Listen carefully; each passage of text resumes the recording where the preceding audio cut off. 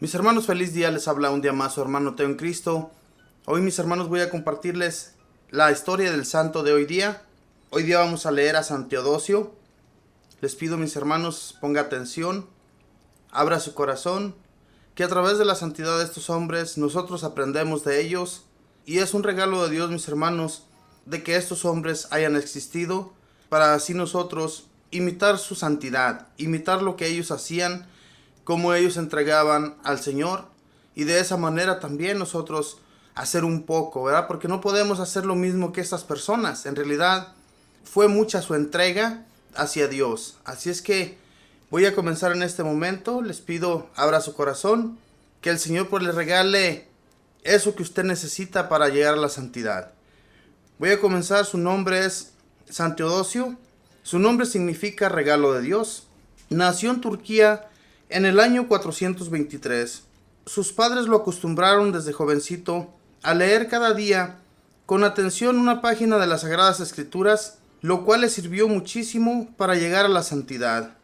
Al leer en el Génesis que Abraham agradó a Dios al dejar su patria y su familia para irse a Tierra Santa a servir al verdadero Dios, dispuso hacer el otro tanto, y dejando sus grandes riquezas y su familia, se fue a Jerusalén. Antes que todo se fue a visitar al famoso San Simeón Estilita, el cual le anunció muchas de las cosas que le iban a suceder durante su vida y le dio consejos muy prácticos para saber comportarse bien. Después de visitar en peregrinación a Jerusalén, Belén y Nazaret, se propuso dedicarse a vivir como un religioso solitario, pero luego el temor de tener que vivir sin un director espiritual y por lo tanto quedar expuesto a graves equivocaciones, lo hizo quedarse cerca de Belén, donde vivía el más sabio director de los religiosos de esas religiones, el abad Longinos. Después de ser ordenado sacerdote, recibió de Longinos la orden de encargarse del culto de una iglesia que estaba en el camino entre Jerusalén y Belén. Después de los actos del culto en la iglesia, se iba a una cueva solitaria a meditar y a rezar. Pronto vinieron muchos jóvenes a pedirle ser admitido como religiosos. Él recibía a todos aquellos que demostraban estar dispuestos sinceramente a hacer penitencia y a convertirse. A uno de sus discípulos, el que después fue obispo de Petra, le debemos los datos que vamos a narrar enseguida. A sus jóvenes religiosos les hacía acabar a ellos mismos su propia sepultura, una palada cada noche cada uno, antes de acostarse, diciendo: yo he de morir y no sé cuándo, yo he de morir, yo no sé dónde, yo he de morir, yo no sé cómo, pero lo que sí sé de cierto es que si muero en pecado mortal, me condenaré para siempre. Esto para que recordaran que somos polvo y en polvo nos hemos de convertir, y que a la hora menos pensada vendrá el Hijo de Dios a tomarnos cuentas, y que hay que estar preparados porque no sabemos ni el día ni la hora. Cuando terminaron de cavar la primera sepultura, el abad Teodosio les dijo: la sepultura ya está lista. ¿Quién desea ocuparla? Un sacerdote llamado Basilio se adelantó y dijo: Padre, si al buen Dios le parece bien así, yo acepto ser el primero en morir. Pero rezad por mí y dadme la bendición. Teodosio mandó que rezaran por Basilio las oraciones por los moribundos. A los 4 días el sacerdote cayó muerto de repente, sin haber estado enfermo antes, pero estaba bien preparado para la muerte. Un día de Pascua no había nada que almorzar. Los monjes empezaron a murmurar, pero Teodosio les recomendó que tuvieran fe en la divina providencia. A mediodía llegó una recua de mulas cargadas con alimentos. Nadie supo de dónde llegaron ni quién las envió. Como la fama de santidad de Teodosio atraía a muchos jóvenes que venían a vivir como religiosos, tuvo que hacer 3 conventos, uno para los que hablaban griego, otro para los que hablaban idiomas eslavos, y el tercero para los de idiomas orientales como hebreo, árabe y persa, todos cerca de Belén. Los salmos los rezaba cada convento en su idioma, pero la Eucaristía la celebraban todos juntos en el templo.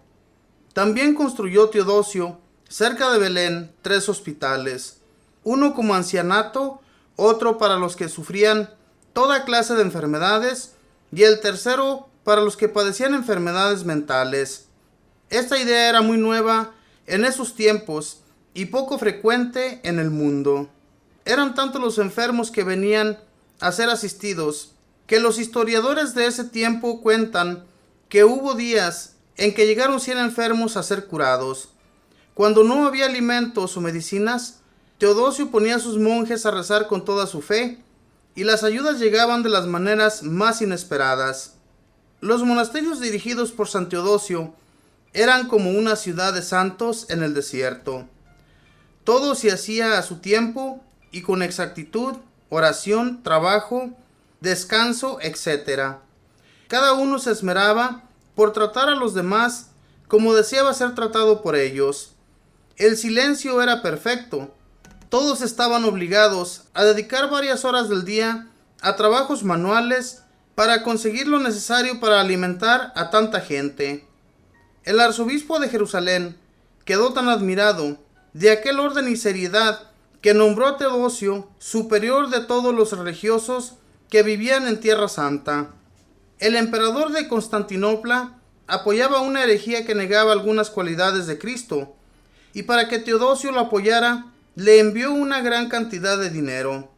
Teodosio recibió el dinero y lo repartió entre los pobres, pero recorrió toda Palestina diciéndole a la gente: el que enseñe algo acerca de Jesucristo, contrario a lo que enseña la Santa Iglesia Católica, sea maldito. Y los sermones de este santo producían efecto maravilloso en los oyentes. También obtenía milagros de Dios.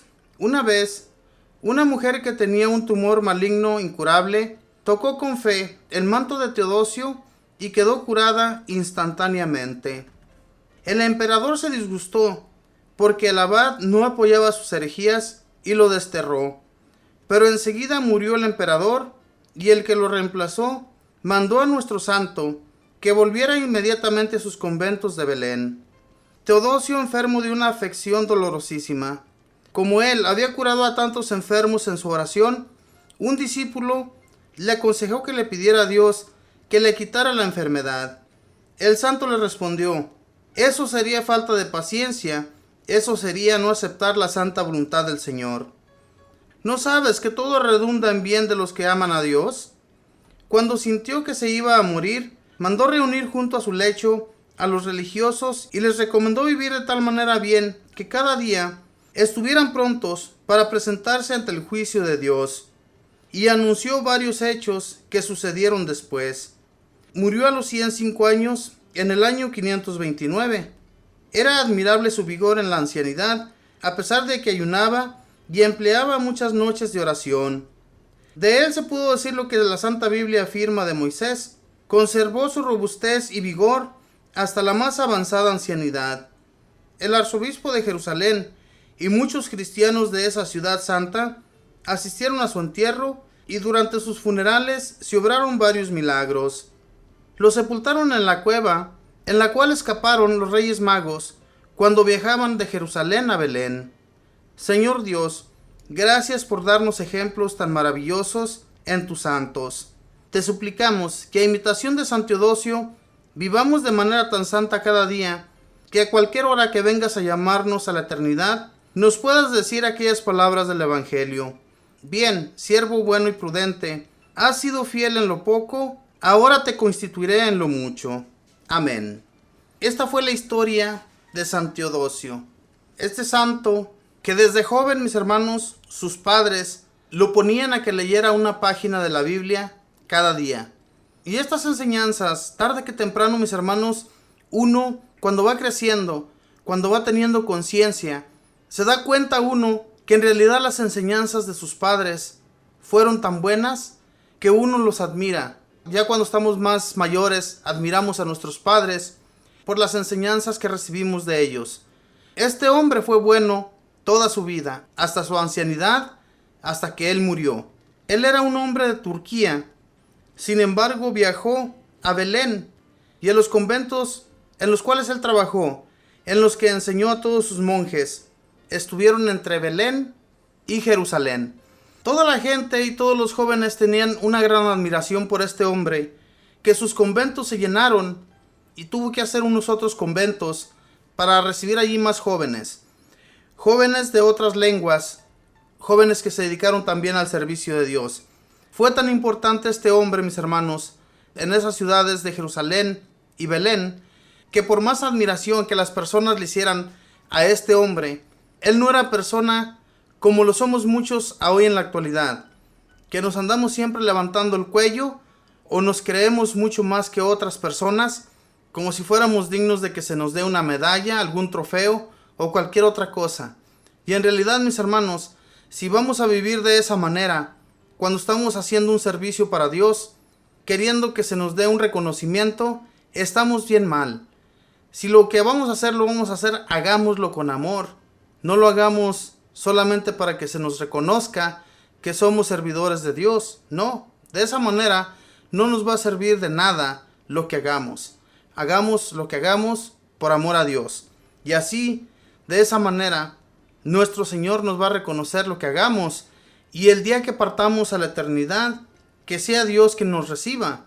Fíjese bien lo que Él hacía a estos hombres hacer. Les hacía cavar una tumba, porque un día tarde que temprano alguien de ellos la tenía que utilizar. Y así se hizo con este primer hombre, que decidió que él sería el siguiente, que iba a ir a la eternidad ante la presencia de Dios. Es algo como si ellos ya supieran quién iba a morir en este mundo. Digo en este mundo porque si usted, mi hermano, mi hermana, están preparados ante Dios, estamos siempre rezando, tomando la Eucaristía, yendo a misa todas las veces que podamos, en realidad que es una muy buena preparación. Y también, pues si podemos hacer ayuno en cosas que le agradan a Dios, pues qué mejor, ¿verdad? Así Dios nuestro Señor nos lo va a reconocer, y no esperemos que nos lo reconozcan los hombres. Esperemos que a Dios le agrademos, y de esa manera, mis hermanos, Él va a estar siempre agradecido con nosotros y nos va a ayudar en todo lo que necesitemos. Este Teodosio, cuando no tenían que darles de comer a tantas personas, él les pedía a sus monjes que se pusieran a orar con mucha fe, y entonces llegaban todas las ayudas que estos hombres necesitaban para darle de comer a tanta gente. Mis hermanos, Dios no nos deja, Dios no nos abandona, siempre hay con qué alimentarnos. Si, como dice la palabra de Dios, si los pajaritos que no siembran ni cosechan tienen alimento, ¿por qué a nosotros nos va a dejar sin alimentarnos? Dios no es de esa manera, pero Dios se encariña de nosotros cuando nos ocupamos de sus cosas, cuando hacemos su voluntad. Este hombre hacía la voluntad de Dios todos los días, hacía penitencia y oraba para que estos jóvenes fueran buenos servidores para Dios, no unos servidores mediocres como somos nosotros hoy en la actualidad.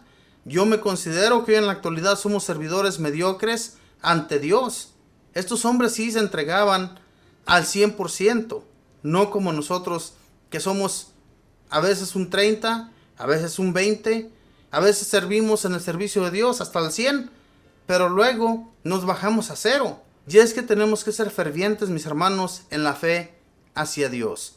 Mis hermanos, hagamos la voluntad de Dios en todo lo que hagamos, entreguémonos de todo corazón y Dios no nos va a abandonar. Que Dios les bendiga, que tengan un feliz día.